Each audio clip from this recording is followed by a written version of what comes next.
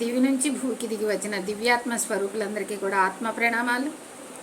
ముందుగా మన జగద్గురు బ్రహ్మర్షి పితామహ పత్రిజీ గారికి, అమ్మ స్వర్ణమాల మేడంకు ఆత్మ ప్రణామాలు. గురువు గారైన సదానంద యోగీశ్వర్ల వారికి ఆత్మ ప్రణామాలు. ప్రతిరోజు నిత్యం మనకు ధ్యానాన్ని, ఆత్మజ్ఞానాన్ని అందిస్తున్న మునిబాబు సార్కు, సుగుణ మేడంకు ఆత్మ ప్రణామాలు ఫ్రెండ్స్. మనం స్వాధ్యాయనంలో భాగంగా ఇంతకుముందు సీతాయనం అనే బుక్ని చదువుకున్నాము.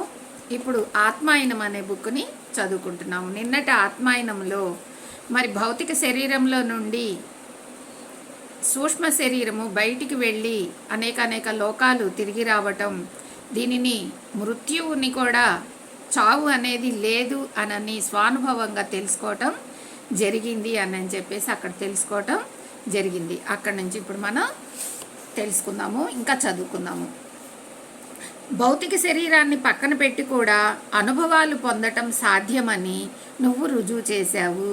ఇక్కడ అతను ఏం రుజువు చేశాడు? 10 గంటల పాటు ఆత్మ స్వరూపంతో బయటికి వెళ్ళి ఆ కారణలోకాలకు వెళ్ళి తన తమ్ముడు ఉన్న లోకానికి వెళ్ళి తన తమ్ముడిని కలవటం, అక్కడ ఇంకా అనేక లోకాలకు వెళ్ళటం, భూగర్భ జలాల్లోకి వెళ్ళటం, అనేక దేశాలు వెళ్ళి తిరిగి రావటం, ఇవన్నీ కూడా ఒక 10 గంటల్లో తాను చేశాడు. ఎలా చేశాడు? ఈ భౌతిక శరీరం అక్కడే ఉంది, తాను మాత్రం బయటకు వెళ్ళి తిరిగి రావటం చేశాడు. ఇక్కడ చావు అనేది లేదు అని కూడా తను తెలుసుకోవటం జరిగిందనమాట. మన లోపల ఉన్న ఆత్మ స్వరూపము చనిపోయినప్పుడే బయటకు వెళ్ళిపోతుందని, ఎప్పుడు లోపలే అంటిపెట్టుకొని ఉంటుందని అజ్ఞానంతో మనం ఉన్నప్పుడు అలా అనుకుంటాము. కానీ ఎప్పుడైతే ఈ ఆత్మస్వరూప రూపం ప్రతిరోజు మనం గాఢ నిద్రలో ఉన్నప్పుడు లేదా ధ్యాన స్థితిలో ఉన్నప్పుడు ప్రతిరోజు బయటికి వెళ్ళి వస్తుందని మనం ఎప్పుడైతే తెలుసుకుంటామో, ఆత్మస్వరూప దర్శనాన్ని ఎప్పుడైతే మనం చేసుకుంటామో, అప్పుడు ఇక చావు అనేది లేదు అని మనం తెలుసుకుంటాం. అది నిరంతరం కూడా సాగే ఆత్మ చైతన్య శక్తి అని మనం తెలుసుకుంటాము. నీ తమ్ముడు చార్లెస్ని నువ్వు అక్కడ చూసావు కదా. భౌతిక శరీరంలో ఉన్నప్పుడు నువ్వు అతన్ని నీ కంటికి కనపడకుండా అతను బ్రతికే ఉన్నాడు అన్నంత బాగా నువ్వు అతన్ని చూసావు. భౌతిక శరీరంలో ఉన్నప్పుడు ఏమనుకున్నాడు వాళ్ళ తమ్ముడు? ఒక లండన్లో యుద్ధ భూమికలో ఉన్నాడు, యుద్ధం చేస్తున్నాడు, బ్రతికే ఉన్నాడు అనుకున్నాడు. కానీ తన కంటికి కనిపించడు అనమాట. తమ్ముడు ఉన్నాడు అని ఈయన ఊహాభావంలో ఉన్నాడు అని అనుకుంటున్నాడు అంతే. కానీ మరణించిన తర్వాత ఏం జరిగింది? ఇతను కూడా హాస్టల్గా బయటికి వెళ్ళటానా వాళ్ళ తమ్ముడిని కూడా చూడగలిగాడు. వాళ్ళ తమ్ముడు అక్కడ బ్రతికే ఉన్నాడని తెలుసుకున్నాడు. అంటే కేవలం ఈ భౌతిక శరీరాన్ని మాత్రమే వదిలేశాడు, కానీ అతని ఆత్మ చైతన్య శక్తితో ఇంకా అతను బ్రతికే ఉన్నాడు, అతనికి చావు లేదు అని తెలుసుకున్నాడు అనమాట.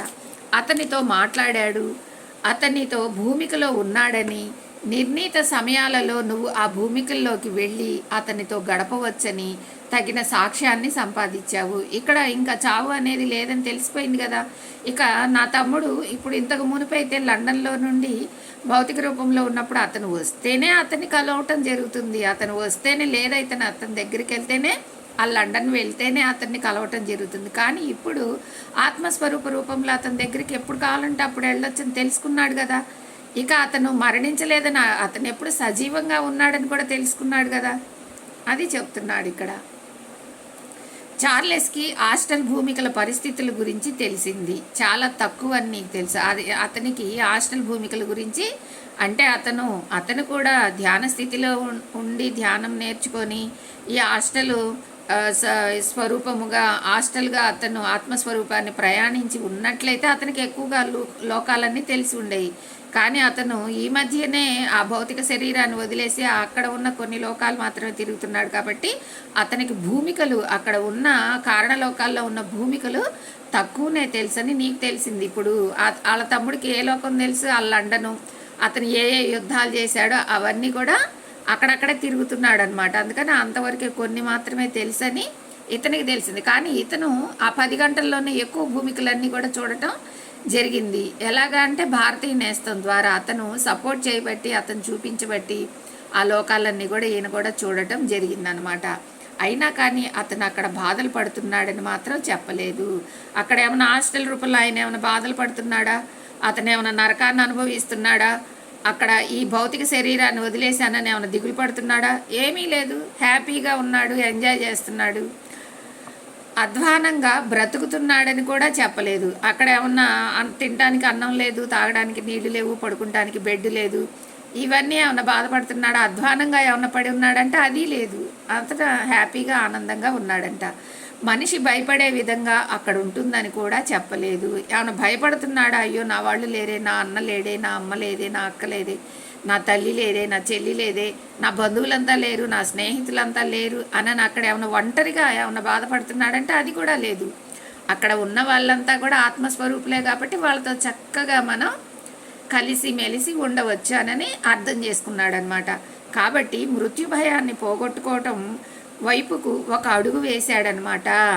అక్కడ అతను కూడా మృత్యు భయాన్ని పోగొట్టుకున్నాడు. ఎలా పోగొట్టుకున్నాడంటే, బ్రతికి ఉన్న తన అన్న తన దగ్గరకు వచ్చాడు చూడు, అది ఆ భయాన్ని పోగొట్టిన సందర్భం అన్నమాట. ఆ విషయం వాళ్ళ అన్న బతికే ఉన్నాడు, కానీ అతను చార్లెస్ చనిపోయి ఉన్నాడు.